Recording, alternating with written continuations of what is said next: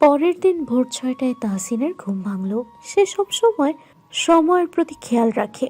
একদম ভোর ভোর ঘুম থেকে ওঠা তার নিয়মের মাঝেই পড়ে। ঘুম ভাঙতেই নিজের শরীরের ওপর কিছুর ভর অনুভব করতেই পাশ ফিরে তাকালো। আর তাকাতেই দেখলো রোদেলা তাকে একদম আষ্টে পিষ্টে জড়িয়ে ঘুমাচ্ছে। অবাকে তার চোখ পুরো ছানা বড়া হয়ে গেল। এই প্রথমবার কোনো মেয়ে তার এতটা সান্নিধ্যে এলো। আচ্ছা, রোদেলা যদি জেগে থাকতো তবে কি এভাবে এতটা কাছে আসতো? কিংবা সে যদি জানতে পারে ঘুমের ঘোরে সে তাসিনের এতটা সান্নিধ্যে এসেছে, তখন সে লজ্জায় তার গালে পলাশ কি ফুটে উঠতো না? লজ্জায় সে কি আর তাসিনের সামনে আসতে পারতো কখনো? রোদেলার অবস্থা দেখে তাসিনের হাসি পেল। কেউ এভাবে আষ্টে পিষ্টে জড়িয়ে ধরে ঘুমায় বুঝি? রোদেলার হাত পা তার শরীর থেকে আস্তে করে সরিয়ে দিয়ে বিছানা ছেড়ে উঠল সে। ফ্রেশ হয়ে ব্যায়াম করতে গেল, যেটা তার প্রতিদিনকার অভ্যাস। রোদেলার ঘুম ভাঙল সকাল 7টায়। ঘুম ঘুম চোখে পাশে তাকাতেই দেখল তাহসিনের জায়গাটা খালি পড়ে আছে। পুরো রুমে চোখ বুলিয়ে বুঝতে পারল রুমে আপাতত সে ছাড়া কেউই নেই। এতে যে একটুখানি স্বস্তি পেল। আস্তে করে উঠে পরনের শাড়িটা ঠিক করলো, এরপর বিছানা গুছিয়ে ফ্রেশ হয়ে নিল। এবার সে পুরো রুম জুড়ে পায়চারি করতে থাকলো। রুম থেকে একা একা বেরোনো কি উচিত হবে নাকি হবে না, সেসব ভেবেই পায়চারি করতে থাকলো। একটা সময় ভাবলো আরও কিছুক্ষণ রুমে অপেক্ষা করবে। যদি কেউ আসে, সে তো এই বাড়ির কিছুই চেনে না, তেমনভাবে কারোর সাথে পরিচয়ও নেই, তাহলে একা একা যাওয়াটা কেমন বেমানান না? সে বিছানায় পা ঝুলিয়ে বসলো। এবার পুরো রুমটি সে দেখতে থাকলো।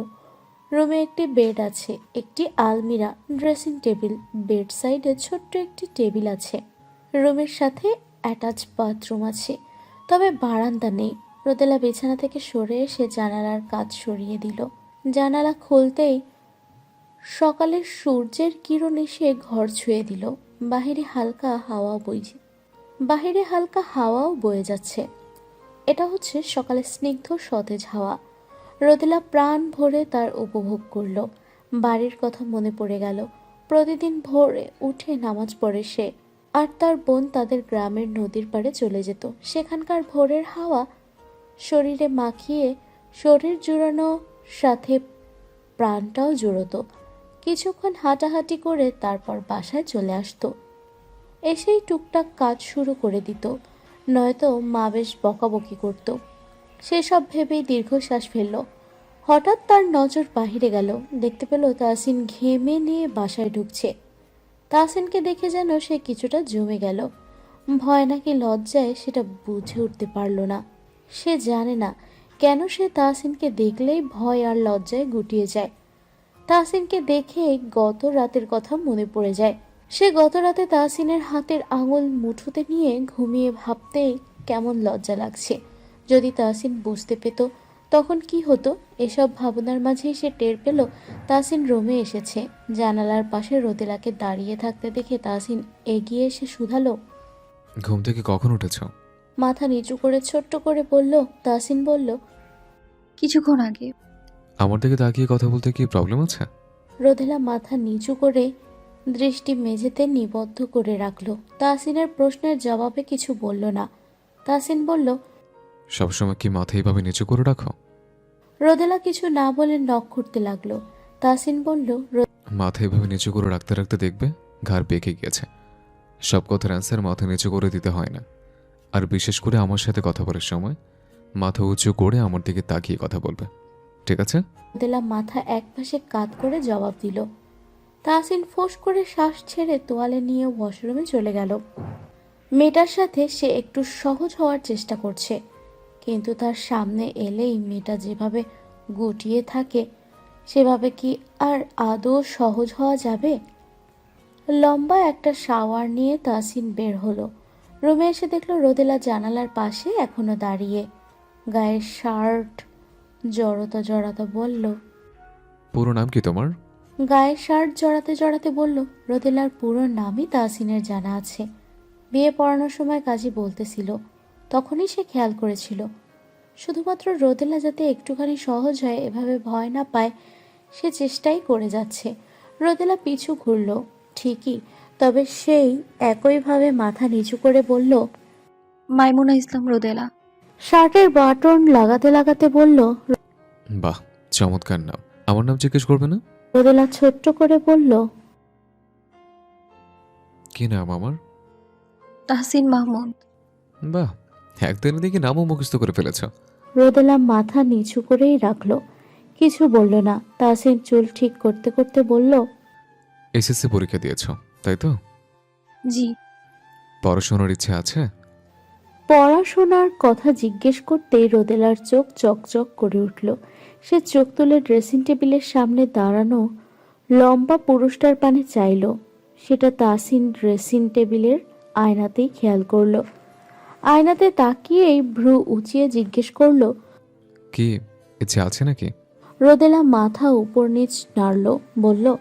জি আছে। তাহসিন মিরর থেকে চোখ সরিয়ে সরাসরি রোদেলার দিকে তাকালো, এরপর বলল। গুড, ওকে। তাহলে মাকে বলবো এখানেরই একটা কলেজে তোমাকে ভর্তি করিয়ে দিতে। আসলে তোমার এক্সামের রেজাল্ট প্লাস ভর্তি সব মিলিয়ে তোমার হাতে এখনো 3 মাসের মতো সময় আছে। কিন্তু আমি এবার চলে যাওয়ার পর আগামী 4 থেকে 5 মাসের আগে কোনো ছুটিই পাবো না। ডিফেন্সের জবে আমাদের ছুটি থাকে না, সেটা নিশ্চয়ই জানো। কি জানো না? রোদেলা উপর নিচ মাথা নাড়ল, যার অর্থ হ্যাঁ। এই যে লোকটিকে যে আগামী 4-5 মাসেও যে দেখবে না, সেটা ভেবেই তার কেমন যেন খারাপ লাগছে। অথচ লোকটার সামনে থাকলে সে গুটিয়ে থাকে, কথা বলার শব্দ ফুরায়। কিন্তু এই লোকটার সাথে দেখা হবে না ভেবে আবার তার মনও পুড়ছে। এটাই কি তবে বৈবাহিক বন্ধন? স্বামীর জন্য মন পুড়বে, এটাই কি স্বাভাবিক নয়? আত্মীয় স্বজন, নতুন কুটুম সবাইকে নিয়ে ওদের বৌভাতের অনুষ্ঠানটি শেষ হলো। বিকেলের দিকে রোদেলার পরিবার মেয়ে আর নতুন জামাইকে নিয়ে নিজেদের বাসার উদ্দেশ্যে রওনা হলো।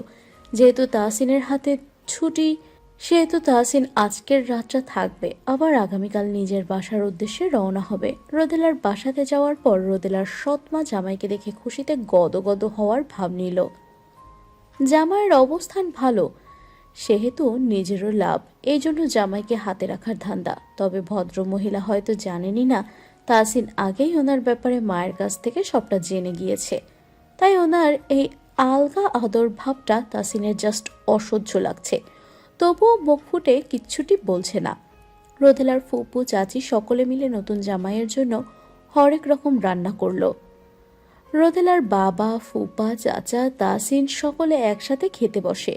রোদেলার সৎমা জামাই এটা নাও ওটা নাও এমন করেই যাচ্ছে। শেষে তাহসিন বলল। আমার প্রয়োজন অনুযায়ী আমি নেব, আপনার তো কষ্ট করতে হবে না আন্টি। সে কি বাবা, আমি তো তোমার মায়ের মতোই, আমাকে মা বলে ডাকবে? তাহসিন খেতে খেতে বলল। মায়ের মতন আর মায়ের মাঝে আকাশ পাতাল তফাৎ রয়েছে আন্টি। যদি মা হতেন তাহলে নিশ্চয়ই ছোট মেয়েকে বিয়ে দিতে পারতেন না, তাই না? মুখের ওপর এভাবে উচিত কথা বলাতে রোদেলার সৎমা সুমি বেগম মুখ ঝামটালেন। কোথায় ভেবেছিল জামাইকে হাতে রাখবেন, অথচ এই জামাই যেই তুখর, তার সাথে পেরে ওঠা অসম্ভব। অবশ্য ডিফেন্সের লোক বলে কথা, দুরন্তবাজ তো হবেই। খাওয়া দাওয়া শেষে রোদেলার সৎ বোন রুহি এসে তার নতুন দুলাভাইকে বলল। ভাইয়া চলুন বাইরে হাঁটতে যাব। আপনারা তো কালকে সকালেই নাকি চলে যাবেন। আপনাকে তো আমাদের গ্রাম দেখানোর আর সুযোগই পাবো না। চলুন না ভাইয়া। রুহি রোদেলা থেকে অনেকটাই ছোট, ক্লাস 5-এ পড়ছে। রুহি তাহসিনের সাথে বেশ মিশেছে। তাহসিন বলল। এত রাতে বের হবে, ভয় লাগে না তোমার? রুহি মিষ্টি করে হেসে বলল। একা একা গেলে তো ভয় লাগবে, কিন্তু এখন তো আমার সাথে আমার মেজর দুলাভাই আছেন। ওনার সাথে গেলে একটুও ভয় লাগবে না, উল্টে ভয়টা লেজ গুটিয়ে পালাবে। রুহির কথা শুনে তাহসিন হেসে ফেলল, তারপর বলল। তোমার আপু কোথায়? আপু তো ওই ঘরে ফুপিদের সাথে কথা বলছে। তাহসিন একটুখানি নুয়ে ফিসফিস করে বললেন। আস্তে করে যেয়ে তোমার আপুকে নিয়ে আসো, তারপর আমরা হাঁটতে বের হব। তবে আমি যে ডেকেছি সেটা বলবে না। রুহি মাথা নেড়ে বলল। আচ্ছা ঠিক আছে। আমি বাইরে দাঁড়িয়ে অপেক্ষা করছি। রুহি রোদেলাকে আনতে চলে গেল। তাহসিন ঘরে বাইরে যেয়ে দাঁড়ালো। রাত এখন 11টা থেকে কিছুটা উপরে বাজছে, অথচ এখানকার বেশিরভাগ মানুষই ঘুমে কাবু হয়ে আছে। গ্রামের মানুষ তাড়াতাড়ি ঘুমায়, আবার ভোর ভোর উঠে যায়। এই জিনিসটা তাহসিনের কাছে বেশ ভালো লাগে। রাতে কম জাগা আর ভোরে ঘুম থেকে ওঠা শরীর এবং মন দুয়ের জন্যই ভালো। বাহিরে জোনাকির আলো ছড়াচ্ছে, নাম না জানা কত শত পোকা পাখি ডাকছে। আকাশের চাঁদ এই সময়টাকে সঙ্গ দিতে কি সুন্দর আলো দিচ্ছে। সব মিলিয়ে মনোমুগ্ধকর পরিবেশ। কিছুক্ষণের মধ্যেই রুহি রোদেলাকে নিয়ে হাজির হয়। সে তাহসিনকে বলে, ভাইয়া, আপুকে নিয়ে এসেছি, এবার চলেন। তাহসিন হালকা হেসে বলল। চলো যাওয়া যাক। রুহি হাঁটতে থাকে আর রোদেলা দাঁড়িয়ে থাকে। রুহি এভাবে কেন টেনে এনেছে সেটা এখনো তার বোধগম্য হচ্ছে না। তাহসিন রোদেলার দিকে তাকিয়ে বলল, কি হলো, দাঁড়িয়ে আছো কেন মাইমুন? আসো। তাহসিনের মুখে নিজের নামটা শুনে শিরদাঁড়া বেয়ে শীতল শিহরণ বয়ে গেল। সবাই রোদেলাকে রোদেলা কিংবা রোদ বলেই ডাকে, কেউ কখনো মায়মুনা বলে ডাকতো না। অথচ সেখানে তাহসিন ময়মুনা নামকেই কি সুন্দর করে মায়মুন বলে ডাকলো। এই ডাকে কি এমন ছিল যে রোদেলার কাছে ভালো লাগার অনুভূতি হলো? তাহসিন ফের বলল। কি ভাবছো মাইমুন?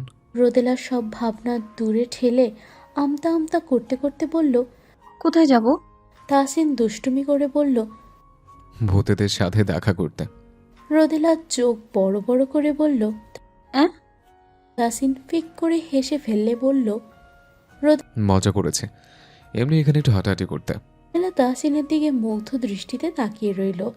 এই দুদিনে যতটুকু মানুষটাকে দেখেছে এভাবে হাসতে দেখেনি। সবসময় গম্ভীর হয়েই থাকতো, অথচ হুট করেই কেমন করে হেসে ফেলল। ওনার হাসিটা এত সুন্দর কেন? যারা হুটহাট করে হাসে তাদের হাসি বুঝি এতটাই সুন্দর হয়?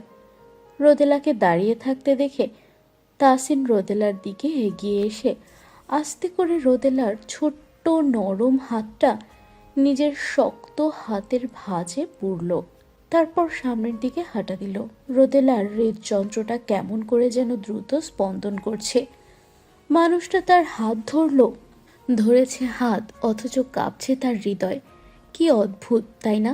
রোদেলা চুপচাপ তাহসিনের সাথে পা মিলিয়ে হেঁটে যাচ্ছে, আর চোখে তাহসিনের দিকেও তাকাচ্ছে। অন্যদিকে রুহি একটু আগে আগে হেঁটে বকবক করেই যাচ্ছে, তাদের গ্রাম সম্পর্কে গল্প শুনিয়েই যাচ্ছে।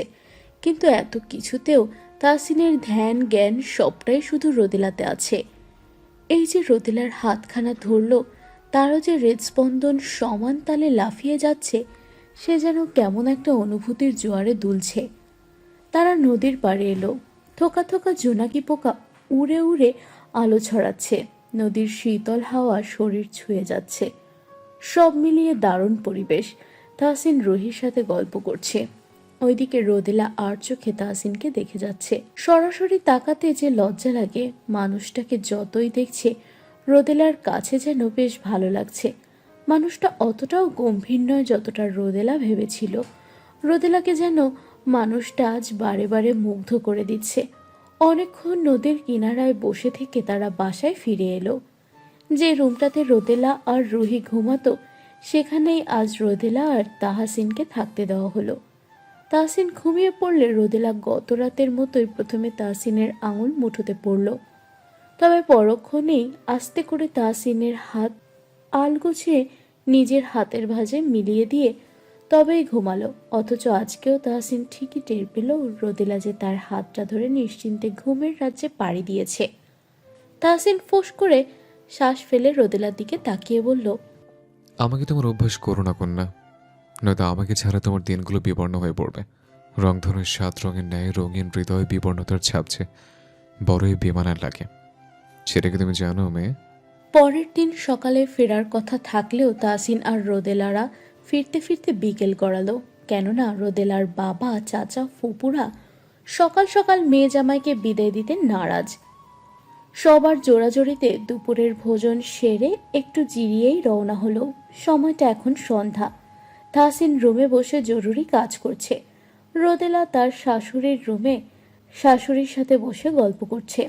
তাজউদ্দিন সাহেব মহল্লার দোকানে গিয়েছেন। সেখানে প্রতি সন্ধ্যায় ওনার বয়সীদের সাথে আড্ডায় আসর বসান। আড্ডার মুখ্য আলোচনা থাকে দেশের পরিস্থিতি, রাজনীতি ইত্যাদি। রোদেলাদের বাসা থেকে ফেরার পর থেকে রোদেলার মনটা কেমন যেন আধারে ছেয়ে আছে। সবাই ভাবছে বাবা বোন ফুপিদের ছেড়ে আসায় রোদেলার মন খারাপ। আসলে কি তাই? একদমই নয়। তাহসিন আগামীকাল ভোরেই চলে যাবে। বোধ করি সেজন্যই রোদেলার মন খারাপ, সেটা সে মুখ্য প্রকাশ করতে পারছে না। লোকটার সাথে পূর্বে কোনো পরিচয়ই ছিল না, তাদের মধ্যে এমন সম্পর্কও গড়ে ওঠেনি, অথচ দুটো দিনেই লোকটি রোদেলার মনটা কেমন চুরি করে নিল। আশ্চর্য না? সন্ধ্যার নাস্তা সেরে চা হাতে নিয়ে নাজমা বেগম তার বৌমাকে নিয়ে গল্প করতে বসেছেন। নাজমা বেগম পাশেই রোদেলা বসে আছে। নাজমা বেগম চায়ে চুমুক দিতে দিতে বললেন,